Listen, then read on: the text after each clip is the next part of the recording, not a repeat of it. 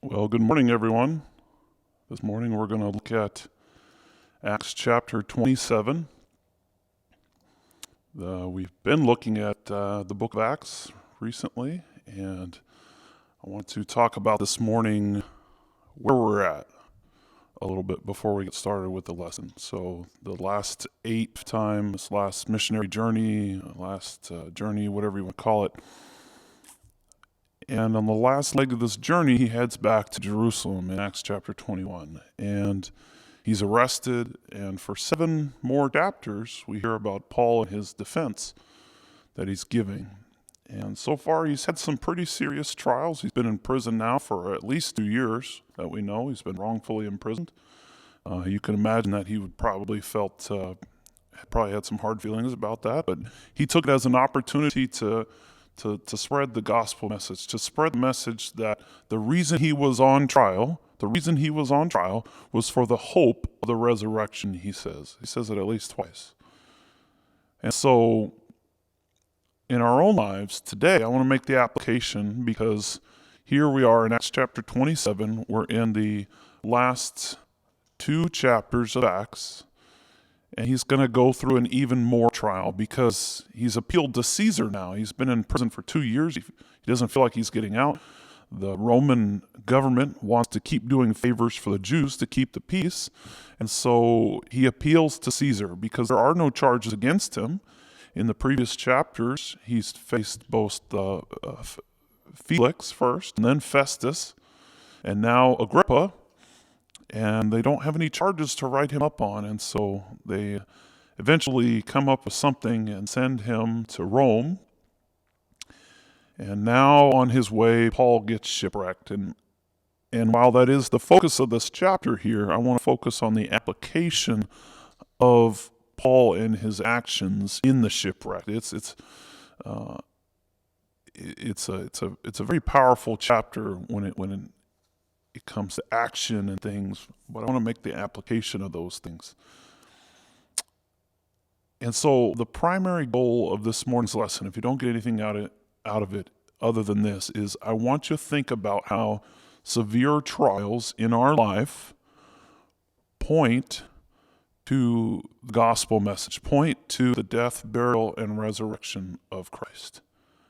How severe trials in our own life point to the gospel message. And let me reinforce that by reading John chapter 16 really quick. John chapter 16 and in verse 33. John chapter 16 and verse 33 says,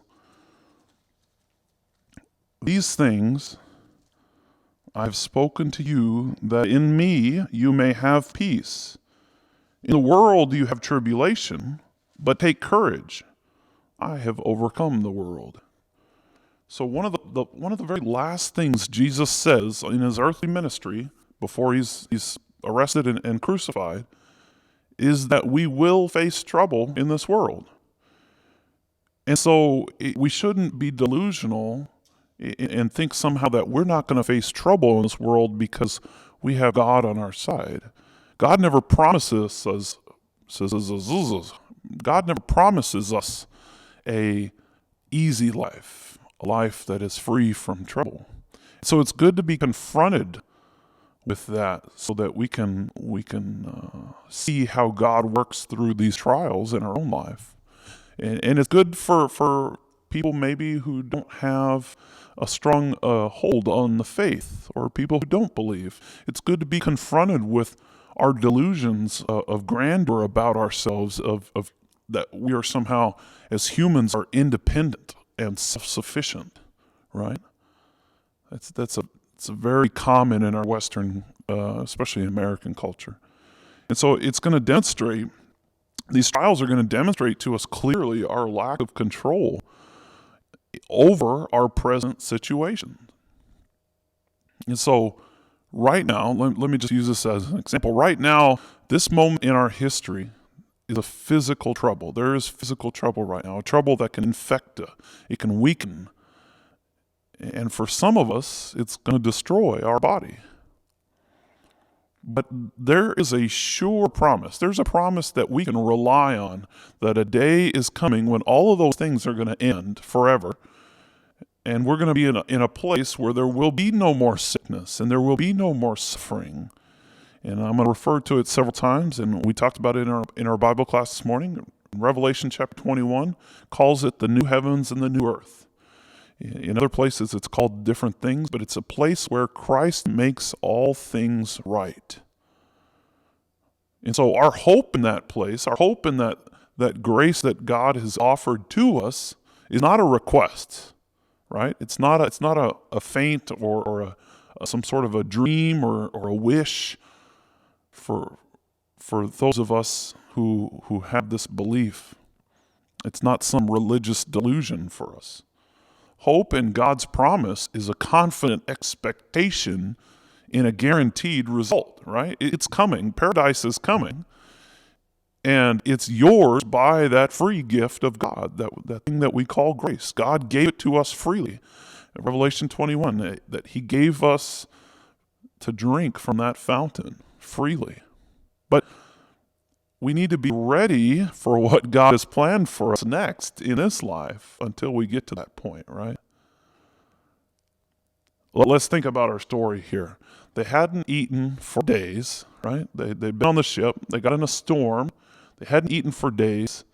And the ship was going down, and they would need strength to go ashore. So Paul, after he gives thanks to God for their bread that they have, took it and ate it. They didn't know how much longer they were going to be at sea. But he had the faith to take and eat.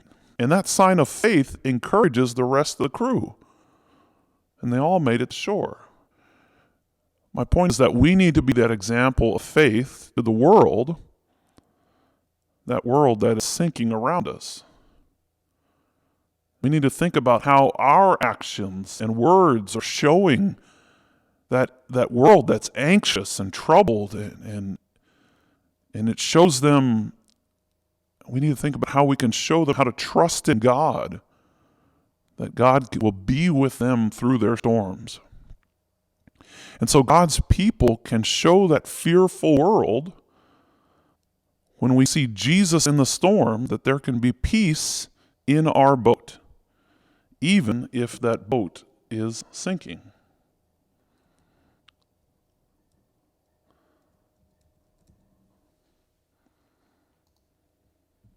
So let's look at an outline here of the chapter. This is an outline. There's 4 major chapters there's 4 major sections here in the book, and then I want to do our takeaway, what we've learned from what's going on here. Phase 1 is Caesarea to Sidon, and then Sidon to Myra to a place called Fair Havens. You'd think that might be a good place to stop, but they decide against that. We'll get to that. Then from Fair Havens to Malta, where they eventually shipwreck because of the fearful storm, and then Paul's actions that build courage in the crew around him. So this is a not so fun-filled adventure. It's very adventurous, but not so much fun-filled here in Acts chapter 27. So let's look at the first 3 phases. I'm going to kind of go through them kind of quickly here. So there's mainly just a narration of where he went. And this is important in our faith, in building up our faith, believe it or not. These names of places and the names of ships and people that Paul was involved with, these are all evidences that we can use to go and verify that these were physical, real people. These were things that happened on earth here. These are not figments of somebody's imagination. So let's talk about this chapter that's action-packed here. In phase 1, Paul goes from Caesarea to Sidon there, and that's along about verse 1 through verse 3. Command over Paul and some other prisoners is given to a centurion. And a centurion, of course, is a soldier over 100. He's a commander over 100. His name was Julius, and Julius shows compassion to Paul when they land at Sidon by allowing Paul to go and visit his friends. This is not a minor thing either. This is not a minor thing at all, because Julius was under penalty of death if Paul escaped. This was not a minor thing to let him go off unaccompanied. So it doesn't tell us just yet, but elsewhere in the chapter we find out that there are other soldiers on board. So likely Julius was the commander over all these prisoners and the other soldiers that had watch over them.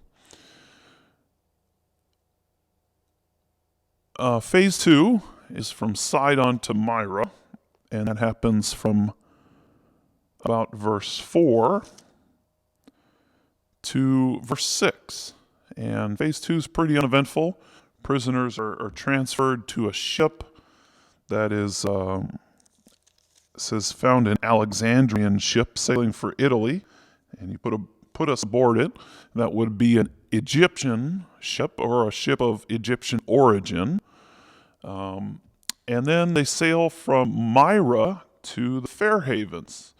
And at this point, Paul is giving a warning here in verses 7 through 12.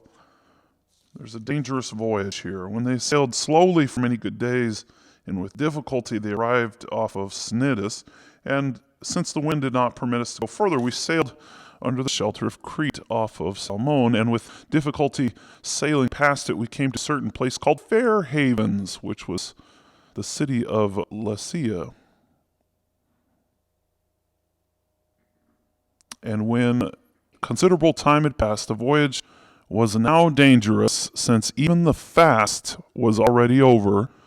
Paul began to admonish them, and said to them, Men, I perceive the voyage will certainly be attended with damage and great loss, not only of cargo of the ship, but of our lives.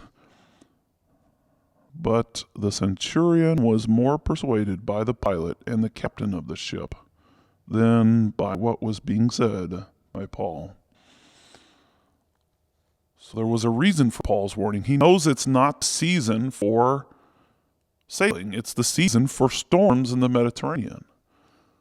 And so they reject Paul's warning, though. So the captain, the centurion, and the pilot, and the owner, the captain of the ship, are determined to continue the voyage. Of course, the captain and the pilot stand to make out financially if this continues. It also might be better holding ground or better shelter where they were going to. Maybe they thought it would be better to risk going there. Either way, they reject Paul's warning. And starting in verse 13, we see the second half of the chapter start. There's a big storm, and it's called a Euraquilo. That's a compound word. It's what we would call a northeaster. It comes from the Greek word euros, which is an east wind, and the Latin word aquilo, which is a northeast wind. So Euraquilo might be an east-northeast wind. It was something that was not favorable to them. Because of the nature of the storm is why it wasn't favorable to them. It was a violent storm. It was what we would call a typhoon or hurricane-strength winds. It tossed the boat violently, and the wind was so strong, the waves were so high that all hope of their survival was gone. Here's the first lesson. The first lesson, though, is that Paul was cheerful. The second point here on the slide says the thankful saint, or it could be called the cheerful saint. He's not cheerful in like happy dance sort of a way, but he assures them of their salvation from the storm if they would obey. And so he foretells there, starting in verse 21, he says, and when they had gone a long time without food, then Paul stood up in the midst and said, Men, you ought to have followed my advice and not have set sail from Crete and incurred this damage and loss. Yet now I urge you to keep up your courage, for there shall be no loss of life among you, but only of the ship. For this very night the angel of God, to whom I belong and to whom I serve, stood before me, saying, Do not be afraid, Paul. You must stand before Caesar, and behold, God has granted you all those who are sailing with you. So Paul foretells of a shipwreck, but that no one is going to lose their life. And then we have the fulfillment of that. There's a shipwreck in verse 39 through 41, but they find safety. So let me just read the exciting part here. Starting in verse 41, but striking a reef where the two seas met, they ran the vessel aground, and the prow stuck fast and remained immovable, but the stern began to be broken up by the force of the waves. And the soldiers' plan was to kill the prisoners. Remember, if they escaped, they would be killed themselves. And the soldiers' plan was to kill the prisoners, that none of them should swim away and escape. But the centurion, wanting to bring Paul to safely through, kept them from their intention, and commanded that those who could swim should jump overboard and get to land, and the rest should follow, some on planks and others on various things from the ship. And thus it happened that they were all brought safely to land. And that's the end of the chapter there. And so there's the fulfillment of that promise there in verse 39. And so they are shipwrecked, and they swim for it. There's lots of exciting things that are going on here. But let's look at Paul's actions here. That's what I want to look at mainly. I want to make a comparison to our own situation right now that's going on, because we have some difficult things that are going on right now.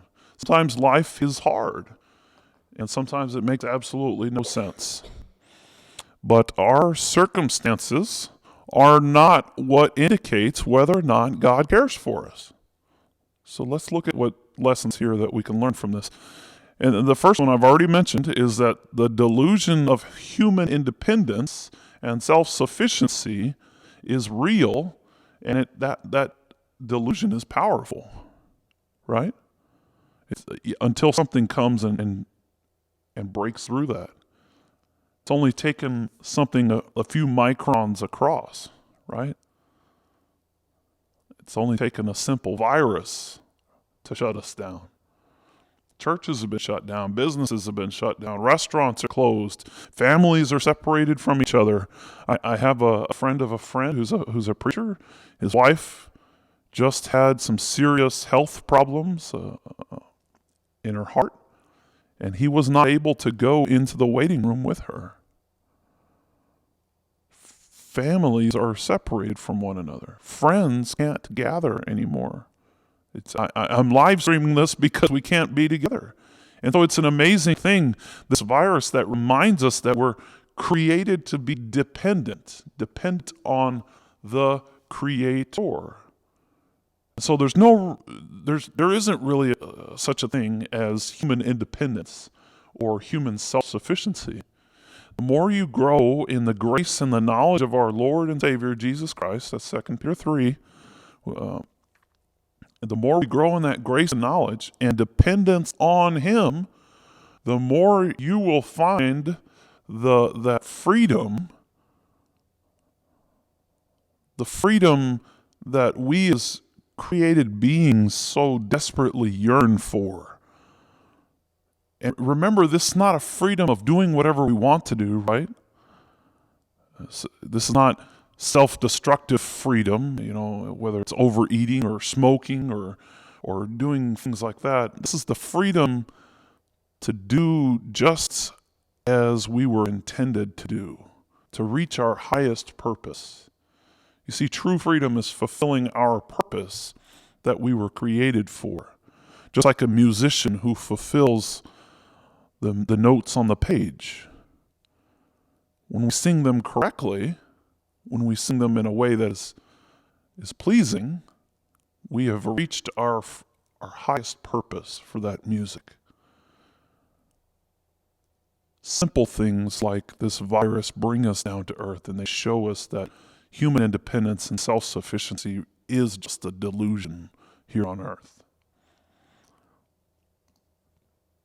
Number 2 is that we're reminded that there is an even greater darker and more dangerous pandemic going around than this virus.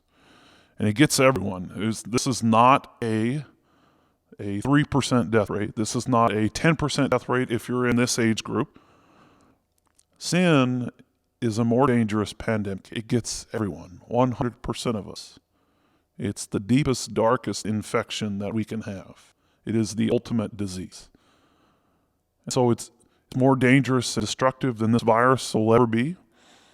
And what's amazing about that is, we don't have a cure for this virus, right? But there is a cure for sin. God looked at this world, and in his awesome mercy and love and grace, he decided that he would not let us die from this disease.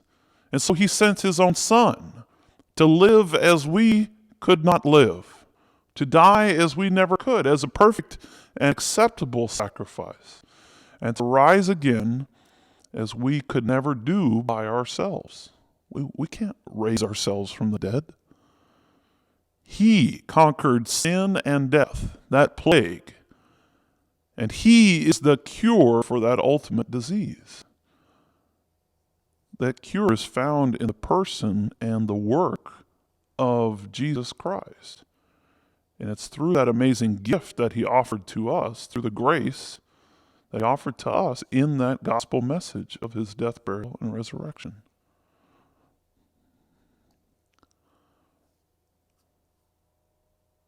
Another point here that we can draw out of this chapter here that Paul is trying to show us is that sometimes we're separated from others.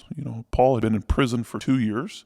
He had at least been allowed to have visitors come in and see him, and it wasn't always a prison.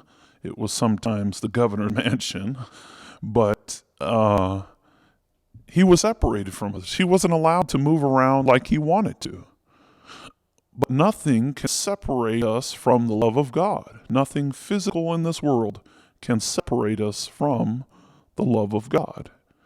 The prison that he was in, the imprisonment that he was in, didn't separate him. The mobs didn't separate him. The injustice that was perpetrated on him didn't separate him from God. What about us? We're social distancing right now, right? On Sundays, and all throughout the week, but especially it's painful on Sunday. And so we've become separate from one another. And it's not the same doing a live stream here, meeting with brothers and sisters and hugging them and shaking hands and singing together and reminding each other of that mercy and that gift that God gave to us to share together in a fellowship through the gospel. But there is no pandemic. There is no physical object in all of creation that is able to separate us from our God and his boundless love, his unbounded love. In these moments that God doesn't separate us, doesn't separate himself from us. Sometimes we might feel that way though, right? But he doesn't turn his back on us. He draws near to us because he's promised to draw near to the weak. He's promised to draw near to the brokenhearted. He's promised to draw near with love and mercy and grace to empower us to face those things that we could not face without him. And that is the power of God today. The last point here I want to make in the main section of the lesson here is that we are not alone. Scripture reminds us that in these days we don't have to shoulder these burdens alone by ourselves. When we are weary and when we're distraught, we have a place to go.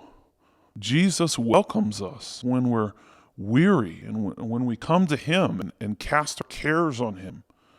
He will shoulder our burdens because he really does care for us. I did a lesson one time called Burdens Shared, Shouldered, and Shed.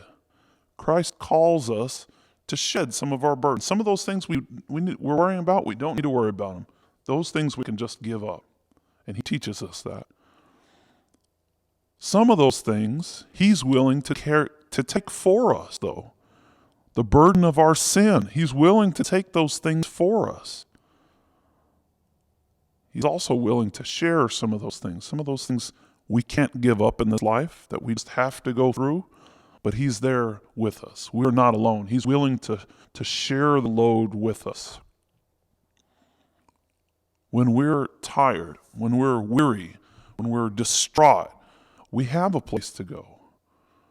Jesus, remember I said just in the last slide, Jesus is there for the weary. God has promised the weary he would be with them. He welcomes us when we're weary to come to him and to bring our cares and put them on him so that he can shoulder our burdens because he cares for us.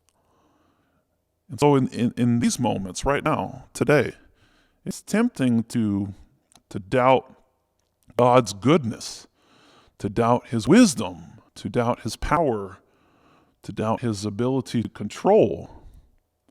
These are questions that creep up in our minds, right? Like, where is your God now? What is he doing now? Why isn't he here? Why doesn't he answer? The Bible says, though, that God is near, and he cares, and he hears, and he answers. And so don't run away from him. Run to him. We're all going to wonder. And so we're all going to have those questions that come up in our mind, and we're going to wonder why.